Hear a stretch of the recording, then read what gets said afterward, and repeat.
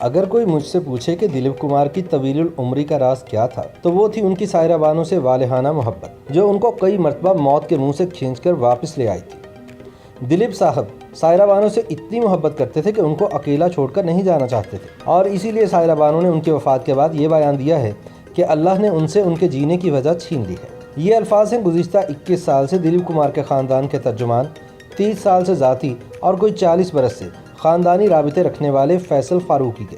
फैसल फ़ारूकी ने BBC को बताया कि बीमारी के दौरान सायरा जी खुद दिलीप साहब का ख्याल रखती थी।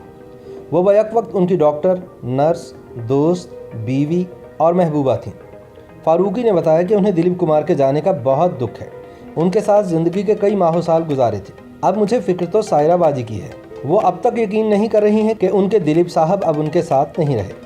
उनकी 55 साल रफ़ाकत टूट चुकी है। दिलीप साहब की मैयत के पास बैठकर सायरा बाजी बार बार कह रही थी कि देखो फैसल, दिलीप साहब पलकें झपक रहे हैं। फैसल फ़ारूकी कहते हैं कि दिलीप कुमार की वफ़ात से 24 घंटे पहले उनकी तबीयत इंतहाई ख़राब हो गई थी। डॉक्टर्स ने मुझे कहना शुरू कर दिया कि उनकी तबीयत संभल नहीं रही है, ब्लड प्रेशर कंट्रोल में नहीं आ रहा।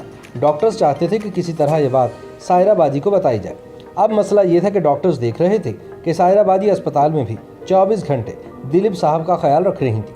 यहाँ तक कि जब डॉक्टर्स ने कहा कि उनके फेफड़े कमज़ोर हो चुके हैं और एक मुमकिन इलाज अब मुमकिन नहीं रहा, तो उन्होंने डॉक्टर से बात करके मजीद माहिर डॉक्टर्स को चेकअप के लिए बुलाया था। फैसल फ़ारूकी का कहना था कि डॉक्टर सायरा बाजी की दिलीप साहब के साथ जज्बाती वाबस्तगी देखकर कोई बात नहीं कर पा रहे थे और मुझसे कहते कि मैं बात करूँ। मैंने 2-3 मरतबा कोशिश की, मगर जब भी कोई बात करने की कोशिश करता तो बात आगे बढ़ा ना पाता। आमने सामने बात करना मुमकिन न हुआ तो सायरा बाजी को फ़ोन किया और कहा कि मुझे ज़रूरी बात करना है।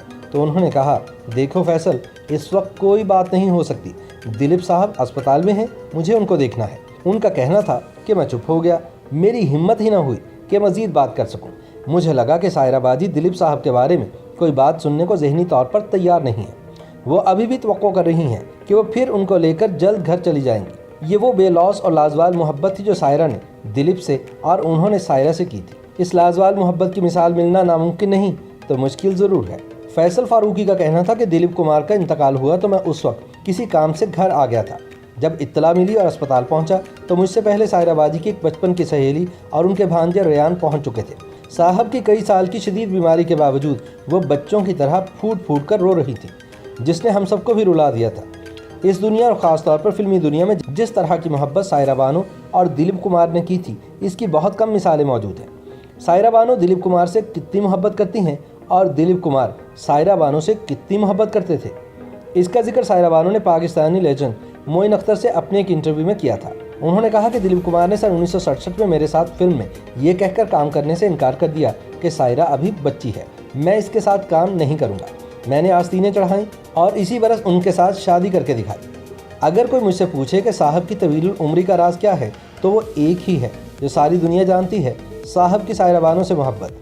ये मोहब्बत उनको कई मरतबा मौत के मुंह से खींच कर ले आई थी। साहब सायरा बानो की मोहब्बत में उनको अकेला छोड़कर नहीं जाना चाहते थे। फैसल फ़ारूकी कहते हैं कि गुज़िश्ता 21 साल के दौरान तकरीबन हर रोज़ ही सायरा बाजी और दिलीप साहब से राबिता होता था। उनके सोशल मीडिया अकाउंट के अलावा दीगर मामलात पर बात होती थी। दिलीप साहब मेरी रहनुमाई के अलावा शफ़क़त करते थे। एक ऐसा ताल्लुक़ पैदा हो चुका था जिसको नाम नहीं दिया जा सकता। उनका कहना था कि ये वो अरसा था जब दिलीप साहब अक्सर बीमार रहा करते थे। वो गुस्से वाले तो थे ही, मगर वो सायरा बाजी से गुस्सा नहीं करते थे। किसी बात पर नाराज़ भी हो जाएं तो वो खुद ही सायरा बाजी को मना लिया करते थे। इस अरसे के दौरान दिलीप साहब के तमाम मामलात सायरा बाजी देखा करती थी। फैसल फ़ारूकी का कहना था कि ना सिर्फ ये कि सायरा बाजी दिलीप साहब के मामलात देखती थी, बल्कि साहब के ख़ानदान के तमाम मामलात, जिनमें गुज़िश्ता साल ही फौत हो जाने वाले इनके 2 भाइयों और दीगर भांजों भतीजों और सब अजीज़ों के मामलात भी संभालती थी। उनका कहना था कि साहब बड़ी खामोशी से कई मुस्तहिक लोगों की ज़िंदगियां तब्दील कर रहे थे और जब वो बीमार रहने लगे तो उस वक्त सायरा बाजी ने ये जिम्मेदारी ले ली थी। वो कैसे करते थे, क्या करते थे, कौन लोग थे, ये सिर्फ दिलीप साहब जानते थे या अब सायरा बाजी जानती है। फैसल फ़ारूकी का कहना था कि दिलीप साहब को सफ़ेद शर्ट पसंद थी, हमेशा साफ़ सुथरी सफ़ेद शर्ट पहनते थे। उनका कहना था कि इस दुनिया में दिलीप कुमार को बहुत प्यार मिला था। लोग उन्हें देवता का दर्जा देते हैं, मगर उन्हें जो प्यार सायरा बाजी से मिला और जो प्यार उन्होंने सायरा बाजी से किया, वो अल्फाज में बताना मुमकिन नहीं। दिलीप साहब के पास वसाइल की कोई कमी नहीं थी, मगर बीमारी के दौरान सायरा बाजी खुद इनका ख्याल रखती थी, ज़रूरियात पूरी करती थी। फारूकी के मुताबिक बीमारी के अरसे में वो कभी दिलीप कुमार को अकेला छोड़कर बाहर नहीं गई थी। दिलीप साहब शायद आखिरी किसी फंक्शन या अवार्ड शो वगैरह में सन 2015 में गए थे। उनके लिए इंडिया के दूसरे बड़े अवार्ड का ऐलान हुआ, मगर वो बीमारी के सबब ना जा सके। तो बाद में वो अवार्ड उसूल ज़वाबित में तब्दीली लाकर उनका घर में दिया गया था।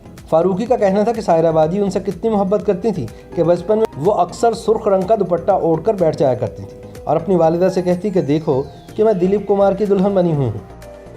YouTube पर गूगली एंटरटेनमेंट देखने के लिए youtube.com की सर्च बार में गूगली एंटरटेनमेंट टाइप करें। गूगली एंटरटेनमेंट के पेज पर सुर्ख रंग के सब्सक्रिप्शन वाले बटन पर क्लिक करना ना भूलिए। YouTube पेज पर अपलोड होने वाली वीडियो से बाखबर रहने के लिए बेल आइकॉन पर क्लिक कीजिए। आपको हर नई वीडियो के बारे में नोटिफिकेशन मौसूल हो जाएगा।